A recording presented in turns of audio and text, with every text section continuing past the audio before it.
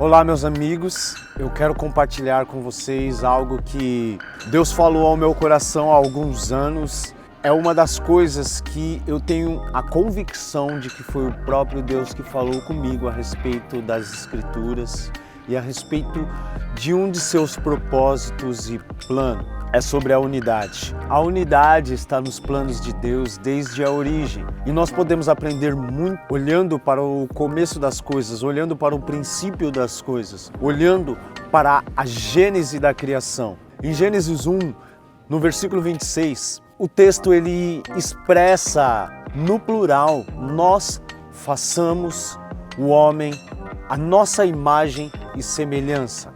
No versículo 27 diz: o homem e a mulher os criou. Eu vejo o Espírito Santo, desde a origem, junto com o Pai e com o Filho, criando a família, criando o homem e criando a mulher. E essa origem, ela determina um padrão. Ela nos ensina como Deus queria que as coisas fossem desde o princípio. Sabe, eu aprendo com isso que tudo que vem primeiro na Bíblia é um padrão que Deus deixou para que nós pudéssemos seguir. Jesus vem e uma das coisas que ele diz é que a sua comida e a sua bebida era fazer a vontade do Pai. Jesus observava atentamente aos céus. Jesus tinha os seus olhos fixos no Pai e por conta disso ele obedecia, ele respondia aos céus com a sua vida, reproduzindo na terra tudo aquilo que, ao observar o Pai, ele via o Pai fazer.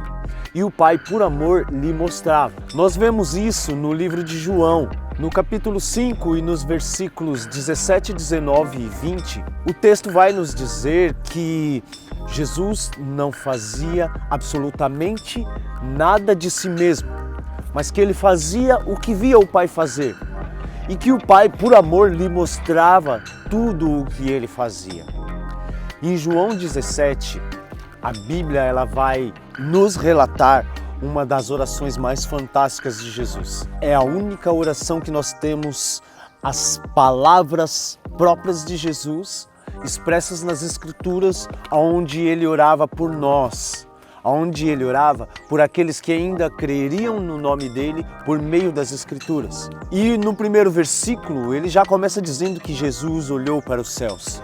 Jesus orava pelo plano do Pai.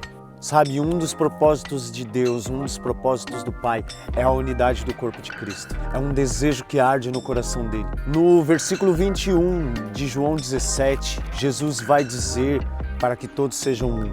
E eu quero ler com vocês a partir do versículo 20. Eu não rogo somente por estes, mas também por aqueles que pela sua palavra hão de crer em mim, para que todos sejam um, como tu, ó Pai, o és em mim e eu em ti, que também eles sejam um em nós, para que o mundo creia que tu me enviaste. Sabe, essa oração ela expressa o desejo do Pai, para que todos sejam um. Sabe, eu creio que Deus vai trazer esse entendimento sobre toda a igreja do Brasil. Ele vai trazer esse entendimento sobre toda a igreja do mundo. Sabe, eu creio que o desejo de Deus é que todas as congregações da terra, todas as denominações que professam e declaram que Jesus Cristo é o Senhor, que Ele veio em carne e que Ele andou no meio dos homens, que Ele morreu crucificado para salvar toda a humanidade, porque a palavra nos diz que Deus amou o mundo de uma maneira tão poderosa que entregou o seu próprio Filho para morrer na cruz por mim e por todos vocês. Eu creio de verdade, com todo o meu ser, que o desejo de Deus é que todos nós sejamos reunidos com um só desejo, um só amor, uma só intenção, a vontade do Pai. Em Apocalipse, no capítulo 22 e no versículo 17, tem uma oração.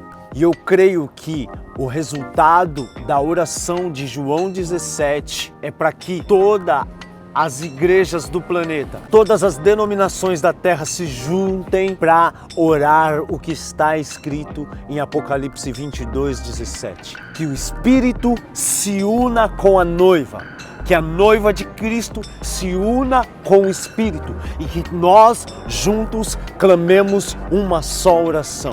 Vem, Jesus. Maranata. Eu creio que essa é a oração que a igreja ainda não despertou para fazer. Eu creio que essa é a oração que a noiva Nécia ainda não levantou antes da meia-noite, antes da vinda do noivo, para proclamar Maranata. Sabe, eu quero compartilhar essa palavra com vocês, meus irmãos, e que isso afete o seu coração, que isso afete a sua alma, que isso afete o seu entendimento e que isso afete o seu espírito. E que por meio disso você desperte para orar aquela que é a vontade do Pai e não aquela que é a sua vontade particular.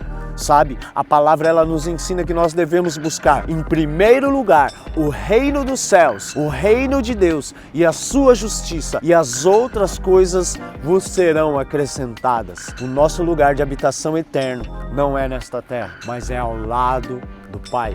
Porque o céu não tem valor nenhum sem a presença do Pai. Que Jesus venha, glória a Deus. E estamos aí.